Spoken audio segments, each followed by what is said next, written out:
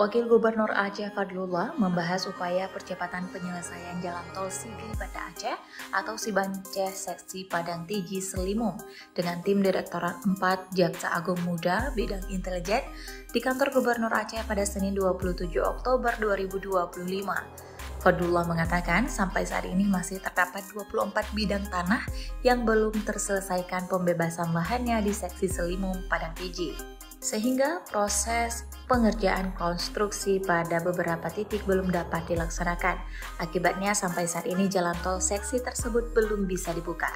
Sementara itu pihak kejaksaan meminta agar pada bulan November mendatang, Seksi Padang Tiji Selimum dapat segera dilaksanakan uji layak fungsi atau ULV. Menyikapi permintaan itu, Wagub Fadlullah meminta Pemkab Pidi dan Badan Pertanahan Nasional Pidi untuk segera menggelar musyawarah akhir bersama masyarakat yang menguasai lahan yang belum terbebaskan tersebut. Menurut Fadlullah, penyelesaian Seksi Padang Tiji Selimum harus dipercepat sebab semua masyarakat menginginkan agar seksi tersebut segera dibuka. Jika seksi tersebut terbuka, maka waktu tempuh daripada Aceh ke Pidi menjadi sangat singkat.